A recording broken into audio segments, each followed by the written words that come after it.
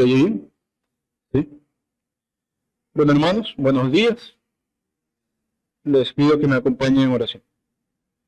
Señor, Padre nuestro que estás en los cielos, te damos como cada domingo gracias porque nos permites estar en tu casa de oración, reunidos en tu nombre, Señor, para que en comunidad podamos adorarte. Señor, darte la gloria que te mereces, pero también recibir el maravilloso beneficio, Señor, de ser llenados, Señor, del Espíritu Santo mediante la exposición de tu palabra, mediante la reflexión en los signos que cantamos a ti, Señor, mediante la oración que nos consuela, mientras te rogamos, Señor, por diversas cosas. Ahora que estamos en el momento de la escuela dominical, del estudio bíblico, Señor, te rogamos también corazones dispuestos y mentes concentradas, atentas para poder extraer de tus escrituras, Señor, aquello que tú has depositado en ella para que nos edifiquen nuestras vidas, para mejorar, Señor, en santidad, para reflexionar acerca de tu ser, Señor, para reflexionar acerca de nuestro pecado y de cómo, Señor, solo en ti tenemos propiciación por él y perdón. Por todo esto te damos gracias y entregamos este momento del servicio para tu gloria, en el nombre de Cristo Jesús. Amén. Bueno, hermanos, en la clase anterior estudiamos los capítulos del 16 al 18 del libro de los jueces, en donde, como resumen, recordamos que se relata dos eventos en general importantes. Por un lado, la caída de Sansón y su vida pecaminosa, sin embargo, en la cual el Señor aún así mostró su gloria, manifestando su soberanía en el cumplimiento de su propósito mediante Sansón, a pesar de la forma desordenada en que vivió. Recordamos que incluso la afirmación de su muerte termina con una especie de epitafio bastante importante, que Sansón mató el día de su muerte más filisteos de lo que había matado en toda su vida. Recordamos que Sansón, una de las encomiendas que se le había sido dada como misión por Dios, era diezmar a los filisteos, cosa que hizo. Aún en medio de su desobediencia, Dios lo utilizó para sus propósitos. Y el otro evento importante que se narra en esos capítulos fue la idolatría de Micaías. Recordamos, el que quiso hacer por sí mismo un lugar de adoración pagana con ídolos que él mismo puso sacerdotes sin que nadie se lo pidiera. Y esto vino junto con la corrupción de la tribu de Dan, que también pecó en idolatría junto a Micaí. Eso es más o menos lo que se trató en los capítulos del 16 al 18.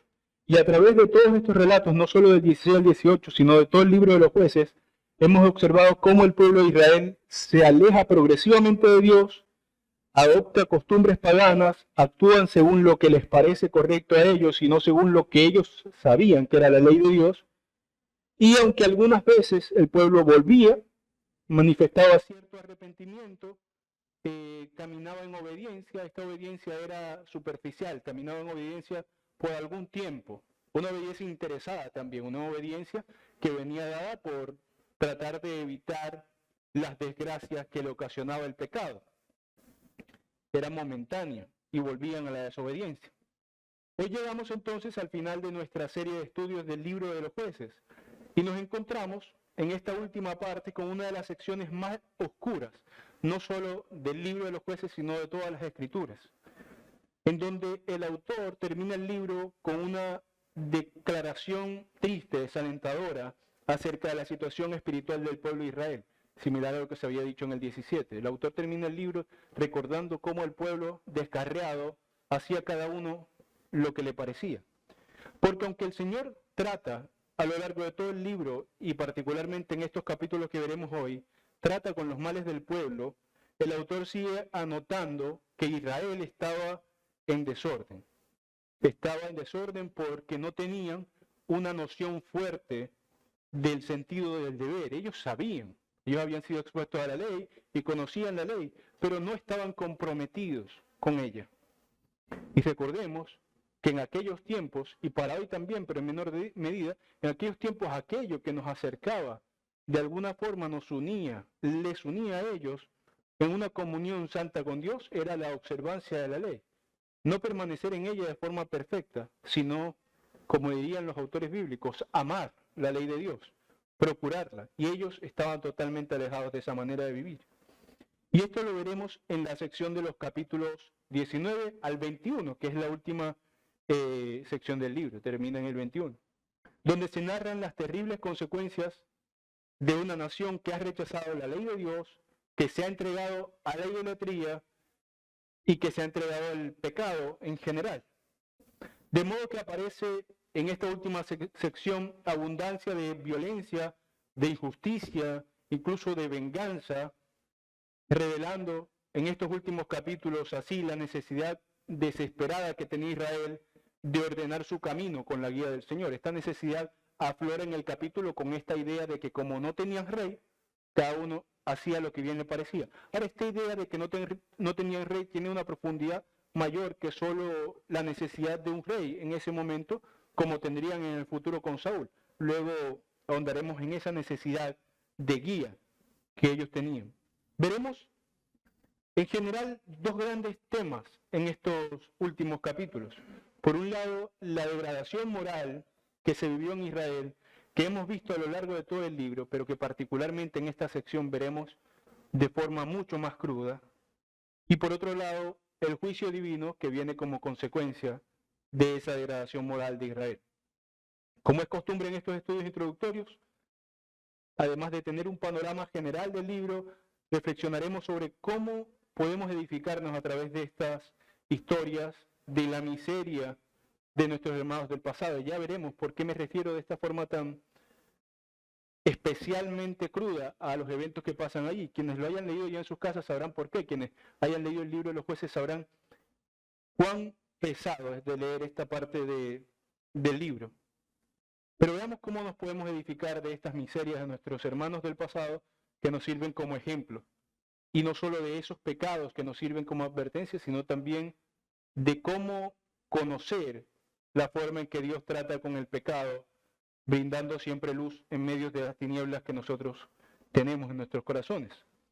Empezaremos entonces con el primer punto. El primer asunto es la degradación moral de Israel.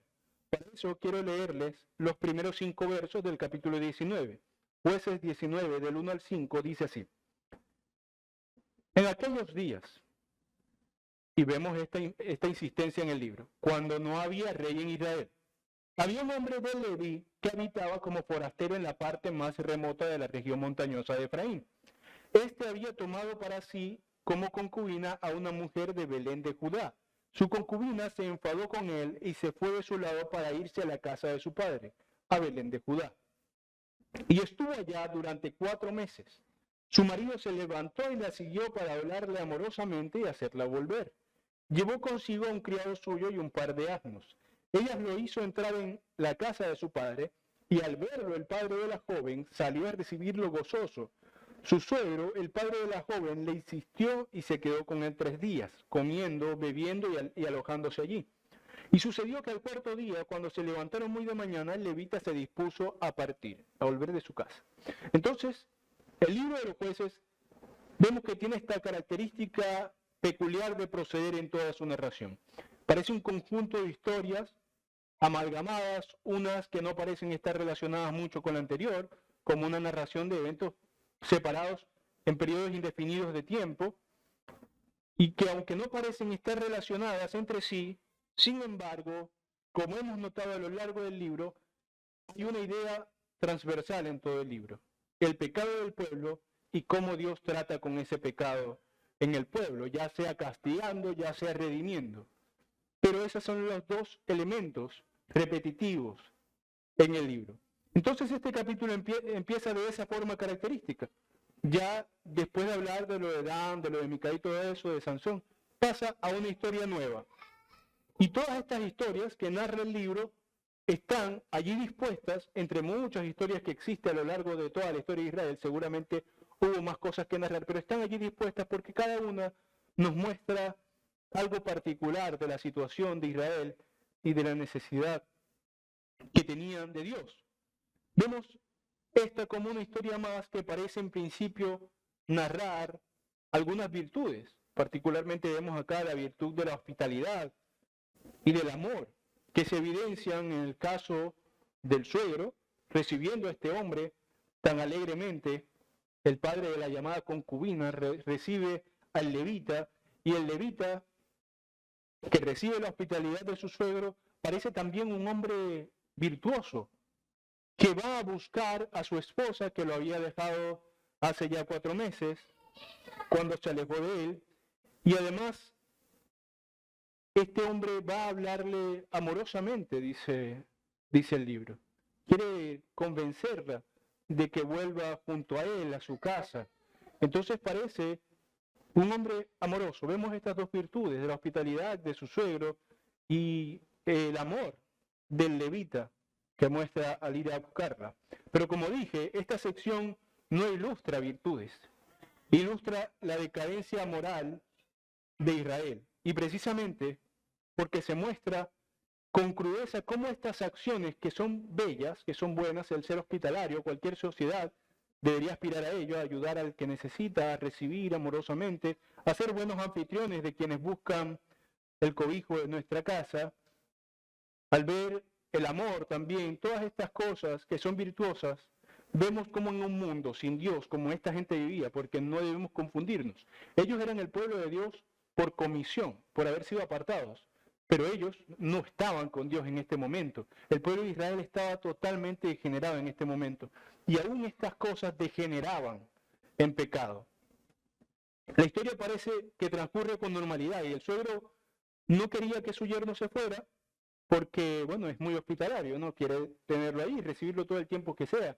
Además, podría decir yo que este hombre como padre, bueno, quería disfrutar también de la compañía de su hija todo el tiempo que pudiera antes de que se fuera. De todas formas, el levita, al final, continúa con su camino, se devuelve con su concubina hacia su casa al 4.º día, nos dice.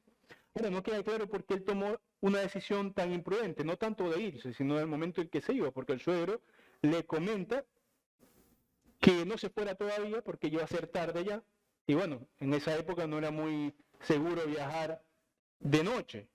Sin embargo, él decide finalmente irse al 4.º día tarde, no se va al 4.º día por la mañana, sino tarde. Y eso es algo relevante en lo que va a pasar después en la historia. Durante el viaje, como ya le había advertido su suegro, se les hacía ya de noche, entonces tenían que buscar algún lugar en donde guardarse para seguir el viaje el otro día. Y este levita, recordemos que había ido con un siervo. Este siervo, su ayudante, le recomienda que vayan al lugar más cercano, probablemente. Y parece que este lugar que tenían más cerca, más a la mano para acampar, era lo que llama el texto ciudad de Jebuseos. No nos interesa demasiado la ciudad más que por el hecho de que los jebuseos, como un pequeño inconveniente en este trayecto, no eran israelitas, eran gentiles. Y el levita no quería pasar la noche en una ciudad de gentiles. Él estaba preocupado porque quería encontrar un lugar en donde hubiera, pues, hermanos, descendientes de Israel. No quería ningún pueblo que no fuera de sus hermanos israelitas. De modo que el levita le dijo a sus siervos que irían a Gabaa. Él le menciona 2 ciudades que están cerca, que eran de israelitas, pero la ciudad más cercana era Gabaa y ahí a donde van a reposar. Era una tierra perteneciente a la tribu de Benjamín, o sea, de israelitas, como quería el levita. Entonces, en la estadía de Gabaa es donde sucede el otro episodio que contrasta con la primera parte, llena de amor y de hospitalidad.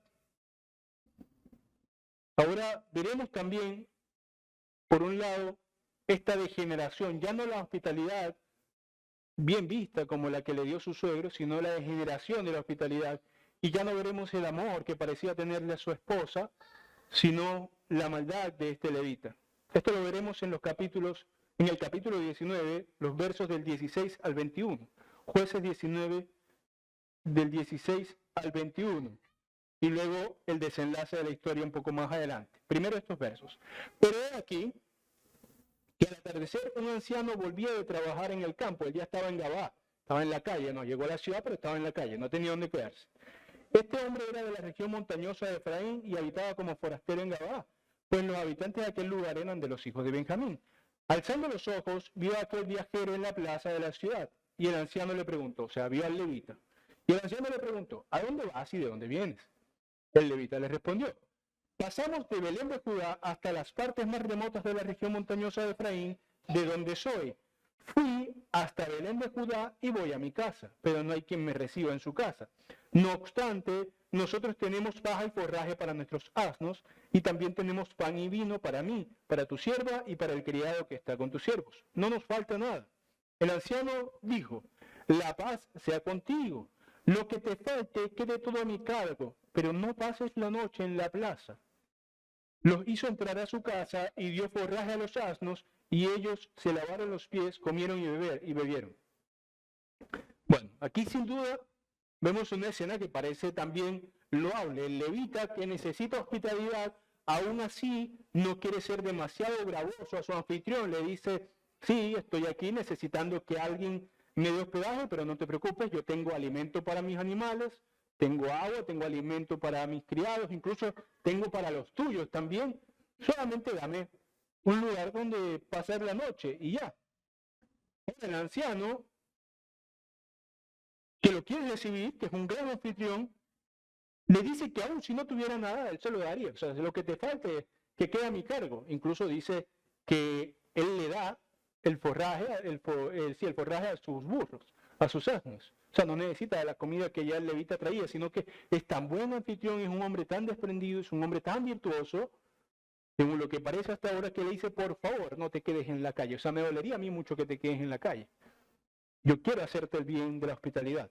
Y el levita con su concubina entran a pasar la noche en esa casa y luego probablemente estaban bebiendo y comiendo, porque ya veremos que el texto dice cuando estaban alegrándose, y él había mencionado el vino. Probablemente cuando fueron a pasar la noche allí, el levita y el anciano estaban bebiendo y comiendo en ese momento, y en el contexto de esa noche es que sucede el evento oscuro, inmoral, terrible, del cual les comentaba al principio. Y esto está en la otra parte del 19. Jueces 19, 22 al 30, dice así. Cuando estaban alegrándose, he aquí que los hombres de la ciudad, hombres pervertidos, rodearon la casa y golpearon la puerta, diciendo al anciano dueño de la casa, saca fuera al hombre que ha entrado en tu casa para que lo conozcamos. O sea, querían violar al levita. Aquel hombre, dueño de la casa, salió a ellos y les dijo, no, hermanos míos, por favor no cometan esta maldad, porque este hombre ha entrado en mi casa. No cometan esta vileza. Este hombre tan buen anfitrión no solo le hubiera dolido que el levita pasara en la calle la noche, sino que cómo bajo su cuidado iba a recibir este mal. Pero aquí se empieza a oscurecer la buena voluntad del hombre. En el 24 dice, he aquí mi hija virgen y la concubina de él, yo se las sacaré, humíllenlas y hagan con ellas lo que les parezca bien, pero no hagan esa vileza a este hombre. Pero aquellos hombres no lo quisieron escuchar, por lo cual, tomando el hombre a su concubina, le sacó fuera. O sea, el levita mismo sacó a su concubina a la calle. Ellos la violaron y abusaron de ella toda la noche hasta el amanecer, y la dejaron cuando rayaba el alba. Cuando amanecía, la mujer vino y cayó delante de la puerta de la casa de aquel hombre donde estaba su señora hasta que fue de día. Y levantándose de mañana su señora vio las puertas de la casa y salió para seguir su camino. Y aquí la mujer, su concubina, estaba tendida delante de la puerta de la casa con sus manos sobre el umbral. Él le dijo, levántate y vámonos. Pero no hubo respuesta. Entonces el hombre la cargó sobre el asno, se puso en camino y se fue a su pueblo. Cuando llegó a su casa, tomó un cuchillo y sujetando firmemente a su concubina, la desmembró en 12 pedazos y los envió por todo el territorio de Israel. Y sucedió que todo el que veía decía, jamás se ha hecho ni visto cosa semejante desde el día en que los hijos de Israel subieron de la tierra de Egipto hasta el día de hoy. Considérenlo, deliberen y hablen. Es un evento horrible el que pasa aquí. Cosa curiosa que en el 22, cuando habla de los hombres de la ciudad, dice hombres pervertidos. Yo ironía que este levita, santo y piadoso, no quería posar en ciudad de gentiles, no vaya a ser que se contagiara del pecado de los gentiles. Pero posando en ciudad de Benjamín, de sus hermanos israelitas, se encuentra quizás con peores hombres de los que se hubiera encontrado en la ciudad de los Jebuseos. Una escena que sin duda recuerda la escena de Sodoma y Gomorra. Y creo que todo esto es un buen ejemplo de aquella triste frase que dice el capítulo 17 y que se repite en estos capítulos al final del libro. Es un buen ejemplo de que cada uno hacía lo que bien le parecía. Incluso vemos, hermanos, aquí que la búsqueda de la supuesta virtud en manos de hombres alejados de Dios es grotesca. Cuando la virtud, cuando buscar la virtud se disocia del temor del Señor, es grotesca. El mismo levita que al principio fue a buscar a su mujer a la casa de su padre, y dice Jueces que le hablaba amorosamente. ¿Cómo este hombre podía hablar amorosamente? Yo no me imagino qué clase de lisonjería le diría a su concubina. Claramente no la amaba, pero él había ido a hablar amorosamente para que volviera. Y ahora había dejado que la mujer que debía amar, que debía proteger, no solo le ocurriera un mal y cualquier mal, sino que fuera brutalmente violada, maltratada, y muriera a la puerta de su casa, que a la puerta de la casa donde él en ese momento estaba durmiendo.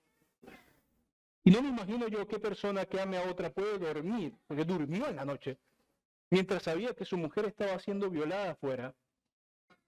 A la puerta de su casa ella yacía muerta.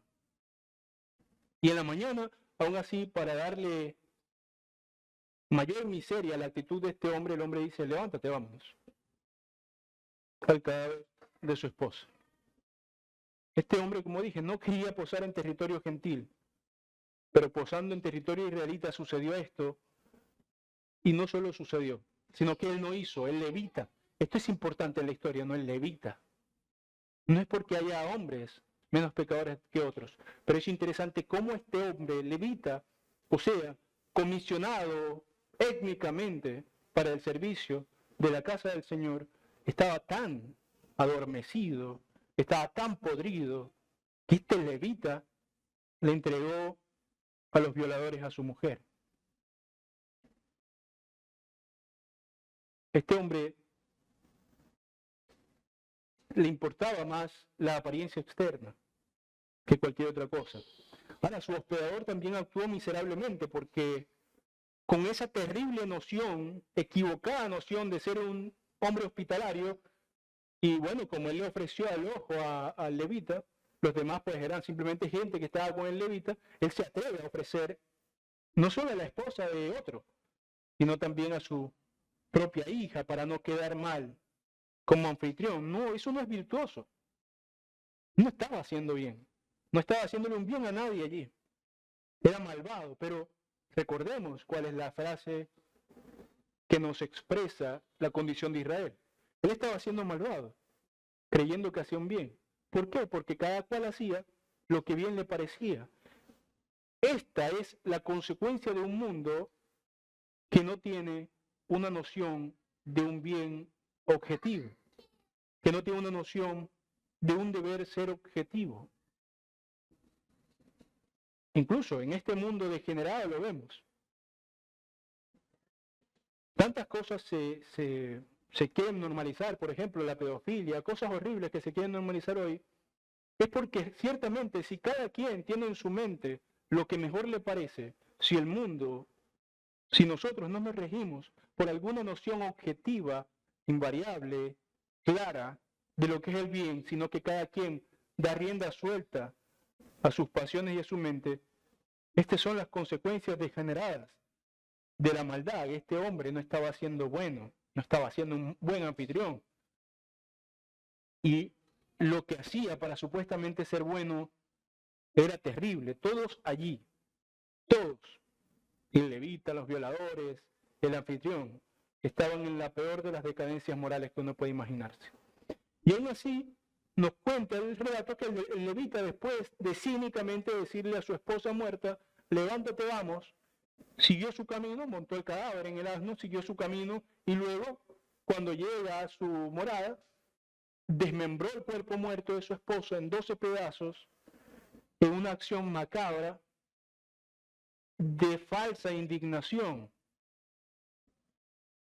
porque el relato nos muestra que esto lo hizo de alguna forma para que el pueblo viera lo que había pasado y lo ayudara a vengarse.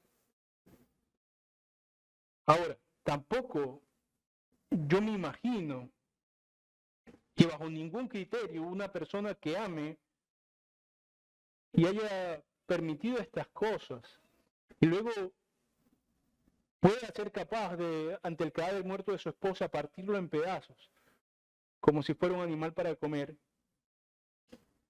para que lo vieran y se indignaran con él. No hay ninguna razón por la cual yo podría justificar esto que hizo. Lo que pasa es que a este hombre no le importaba la injusticia que había recibido su esposo. A este hombre lo que le importaba es que había sido de alguna manera humillado. Pues bueno, habían tomado lo que era de él. Esta era su perspectiva. Entonces, tampoco acá hay ninguna acción virtuosa.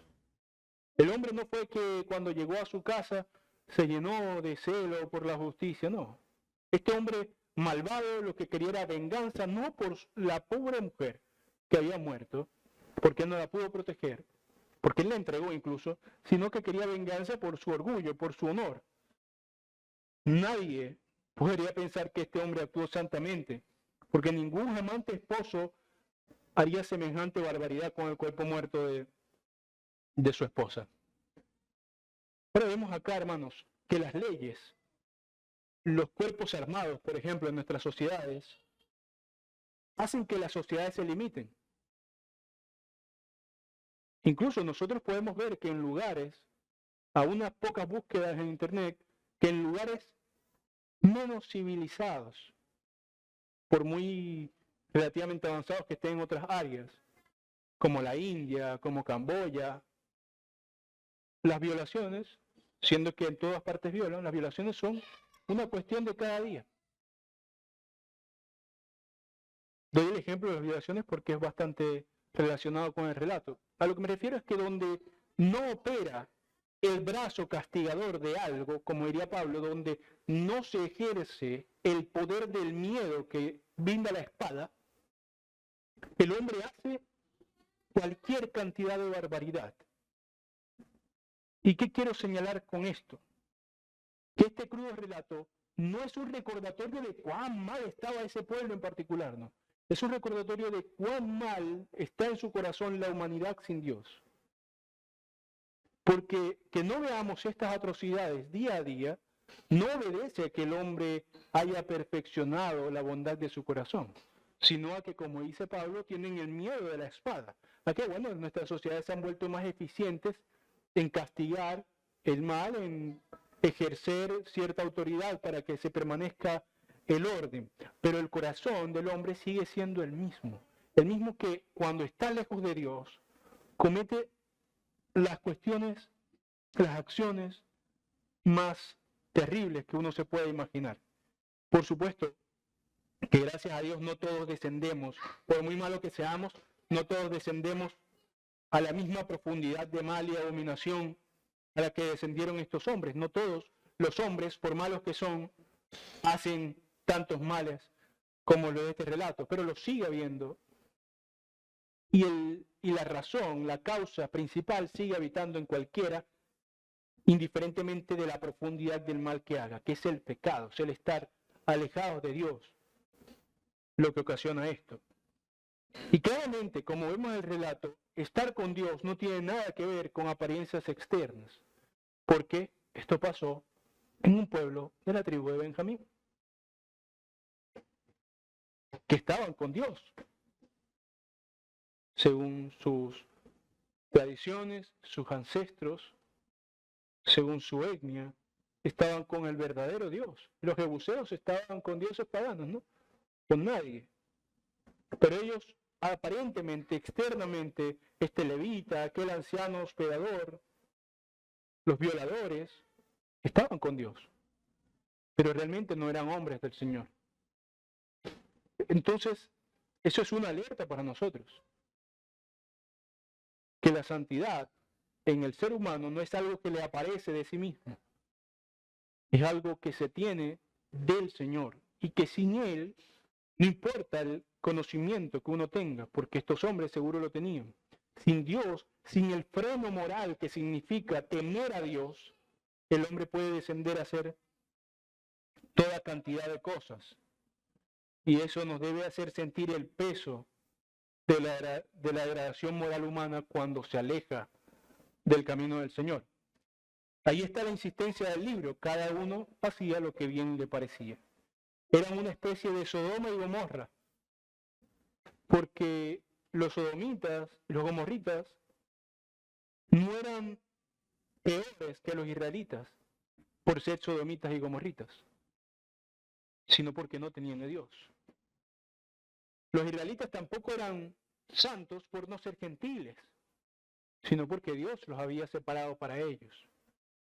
Por lo tanto, en cualquier lado de la ecuación, sea quien sea que se aleje del Señor, no por etnia, sino por su condición humana caída, estará en una decadencia moral que algunas veces lo llevará más profundo, otras veces menos, pero en definitiva que nos lleva a estar lejos de Dios cuando no queremos acercarnos a Él en santidad y en obediencia.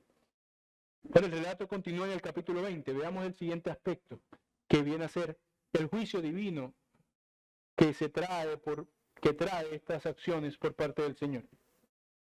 En su pecaminosidad y en la falsa indignación que tenía el levita, cortó el cuerpo de su mujer para que los miembros de la tribu vieran esto y se asombraran, y pasó eso, no dice, nunca había pasado esto, y podía provocar así una reacción nacional de indignación.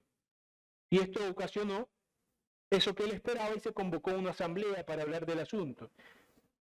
Jueces 20, del 4 al 10, dice así: el levita, marido de la mujer asesinada, respondió y dijo, cuando vinieron los demás del pueblo a hacer la asamblea. Y aquí cuenta la historia. Yo llegué con mi concubina a Gabaa de Benjamín para pasar la noche. Entonces se levantaron contra mí los hombres de Gabaa y rodearon la casa por causa mía, por la noche, con la idea de matarme. Violaron a mi concubina de tal manera que ella murió. Después sujeté a mi concubina, la corté en pedazos y la envié por todo el territorio de la Real de Israel, por cuanto habían cometido una infamia y una vileza en Israel. He aquí, todos ustedes, oh hijos de Israel, den aquí su parecer y consejo. Entonces todo el pueblo, como un solo hombre, se levantó y dijo, yo me imagino que si usted no lo hubiera hecho solamente Israel, cualquier persona, cualquier familia, hoy lo vemos, cuando suceden cosas atroces en los barrios, acribillan, linchan a la gente. Todo el pueblo, como era de esperarse, se levantó y dijo, ninguno de nosotros irá a su morada ni nadie regresará a su casa. O sea, hoy mismo, ahora, tenemos que solucionar esto.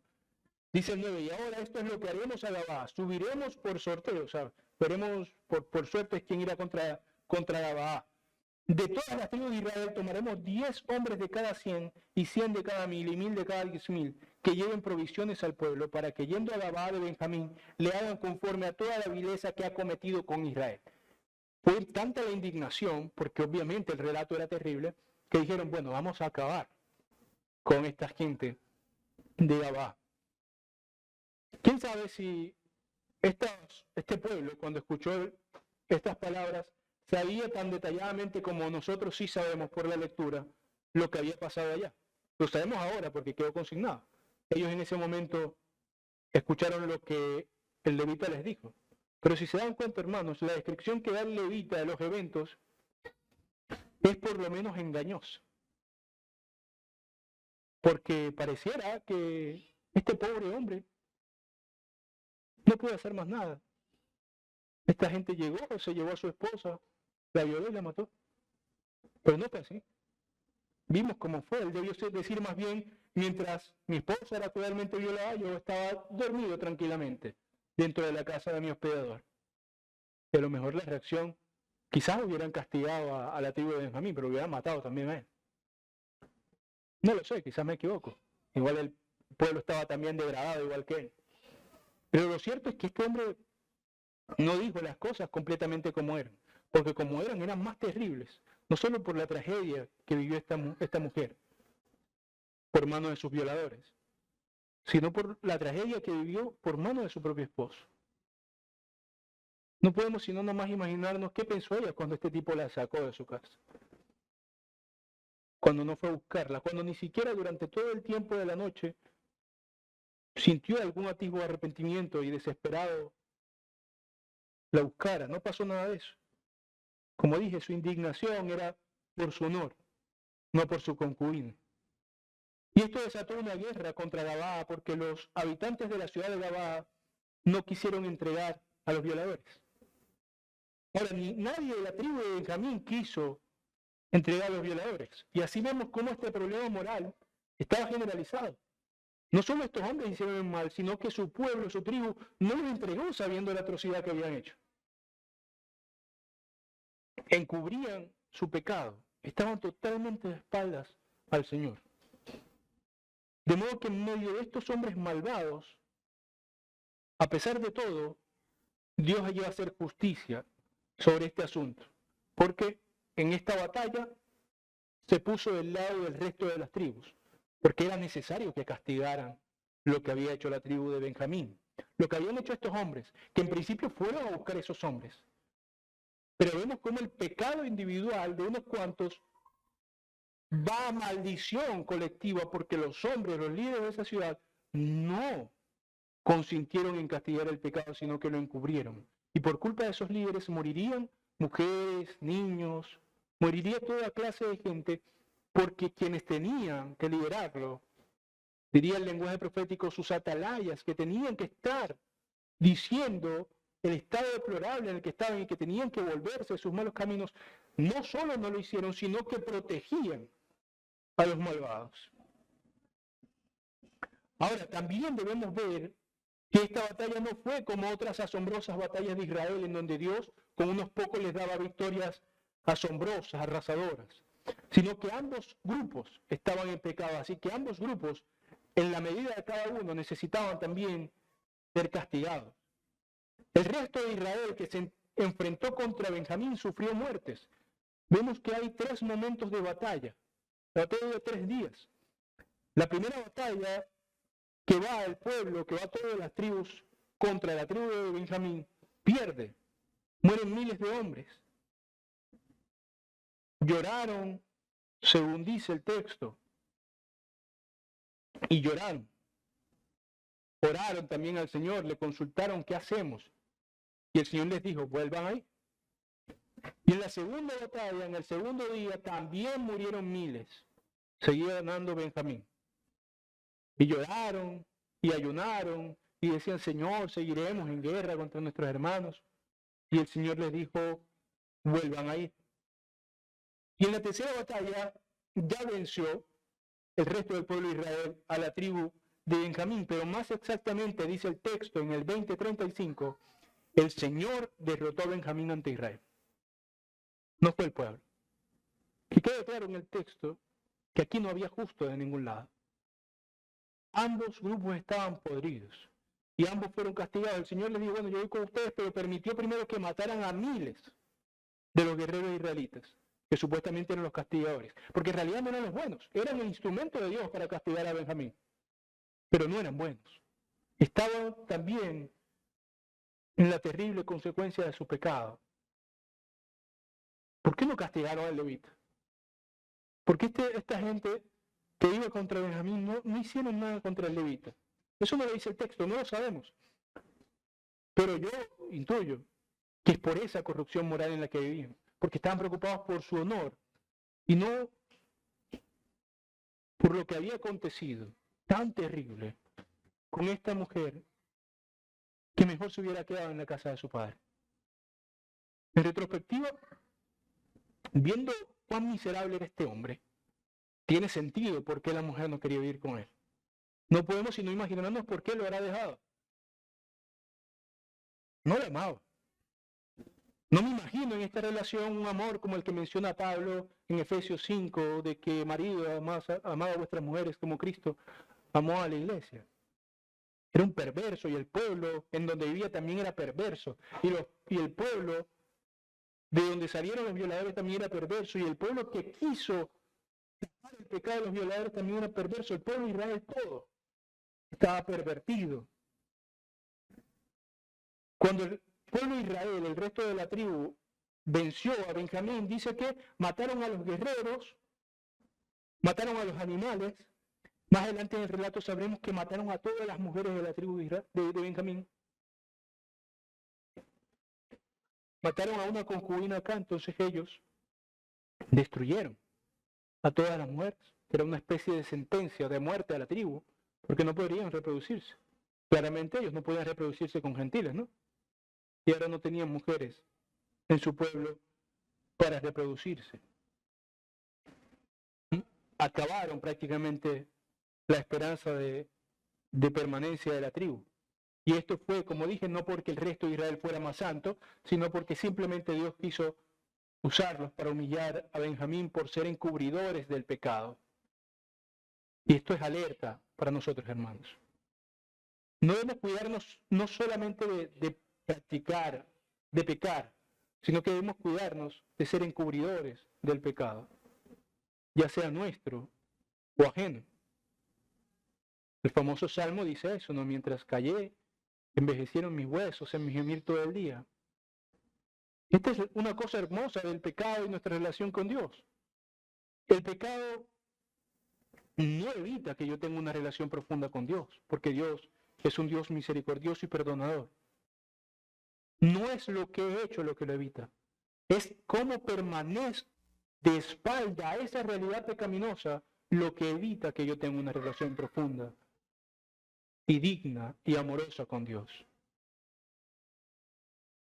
Si estos hombres hubieran entregado a los violadores, el daño hubiera sido menor, pero el daño que acarrearon fue mucho más grande porque su pecado se engrandeció, se envileció por encubrirlo. Estaban degenerados totalmente. Y en todo esto también se manifiesta de todas formas la misericordia del Señor, porque no desechó al pueblo. Esto fue un elemento para corregirlo. No desechó a la tribu de Benjamín ni tampoco al resto de las tribus de Israel. En el capítulo 21 el pueblo se lamenta porque habían decidido ahora que ninguna de las otras tribus iba a dar mujeres a lo de las tribus de Benjamín. Y esto ocasionaría que la tribu de Benjamín se extinguiera porque no iban a tener con quién reproducirse. Estos sentimientos de fraternidad de alguna forma muestran algo de luz en medio de la maldad del pueblo porque se dolían por sus hermanos. Tuvo que haber pasado toda esta serie de eventos terribles para que se dieran cuenta que no debían vivir de esa manera. Para que se dieran cuenta, por un lado, de que tenían que buscar a Dios y por otro lado, que tenían que buscar la buena voluntad entre ellos. No por casualidad, en estas cosas se resumen los dos grandes mandamientos, ¿no? Ellos estaban fallando en los dos grandes mandamientos. En amar al prójimo como a sí mismo y en amar al Señor sobre todas las cosas. En el relato, al final, las tribus se reconciliaron con la tribu de Benjamín y pues hicieron alguna especie de treta para incluso incumplir lo que ellos mismos habían dicho. Dijeron, no vamos a darle a los hijos, a nuestras hijas para que se casen. Entonces, pero ¿cómo hacemos? No queremos que la tribu se extinga. Entonces, había una tribu en donde no había hombres ya, habían matado a todos los hombres de un pueblo, le dijeron a los Benjamín, bueno, cuando las mujeres estén acá, cójanlas, y así ninguno de nosotros es culpable porque nadie se la va a dar, ustedes la están agarrando. Y como no hay pueblos acá, no se la están quitando a nadie. Estos hombres estaban mal en sus soluciones, estaban mal en sus interpretaciones del bien y del mal, estaban mal. Estaban totalmente inmersos en su propio pecado. Y por eso es que el libro termina de forma, como dije al principio, tan triste. No es que cambiaron muchas cosas aquí. El libro termina diciendo, en aquellos días no había rey en Israel y cada uno hacía lo que le parecía recto ante sus propios ojos. Como resulta evidente, hermanos, de la lectura de este libro, el libro se hace como una especie de preparación para nosotros los lectores de la Escritura para la monarquía que vendría en el futuro. Por eso están estas historias aquí, para que el lector se introduzca en la profundidad de la atrocidad del pecado en el que estaba Israel. Y se prepare para la monarquía que vendría, porque necesitaban ser liderados. El monarca de Israel sería una especie de comisionado por Dios en su condescendencia, porque Dios no tendría por qué haberlo puesto. Era una especie de comisionado con Dios para que en la falta de confianza que tenían los hombres de Dios, bueno, vieran a alguien que los condujera y que ya no cada quien hiciera lo que le convenía, lo que quería, sino que se introdujera el elemento que dice Pablo, el elemento de la espada de los magistrados. El rey vendría a ser la espada castigadora de Dios. Este orden civil iba a mostrarles, como todas las escrituras, después de esta etapa pedagógica donde se acentuó el pecado del pueblo, que necesitaba el pueblo estar constantemente contra la pared y con una espada en el cuello para que se comportaran. Entonces, al final del libro no se terminan los problemas en este libro, sino que se identifica cuál es el problema. Que el pueblo, y podemos decir la humanidad entera, es rebelde porque no confía en el Señor. Necesitaron que se les pusiera a alguien frente, un rey, para poder ordenar algo sus caminos. Y este libro no tiene ese final colorido que esperaríamos, sino oscuro. El pueblo queda en esa degradación en la que estaba. Pero esta misma oscuridad, hermanos, no debe ser una especie, bueno, Dios, gracias que yo no soy así. No, sino que debe ser un recordatorio de la misma oscuridad que tenemos en nosotros cuando caminamos lejos del Señor. Cuando caminamos, para usar un lenguaje bíblico, sin temor del Señor. Las historias que cuentan muestran la necesidad que ellos, pero que nosotros también tenemos del Señor y de su justicia. Nos muestra cómo nuestros propios ideales de justicia, de bien, de amor, de hospitalidad, son deficientes y que necesitamos de un rey. Pero este rey que viene, esta monarquía que se establece, tampoco solucionaría todos los problemas, sino que con esta progresión de la revelación lo que apuntaba era al único verdadero y permanente rey, que es Cristo, el único que hace justicia definitiva, el único que castiga el mal y que perdona a quienes se acercan a Él. Él impartirá justicia destruyendo el pecado, destruyendo a los rebeldes, pero también impartirá misericordia, siendo la propiciación por las maldades de quienes nos acercamos a Él. No somos distintos. Antes, por misericordia, el Señor no nos ha entregado a lo peor que podamos hacer.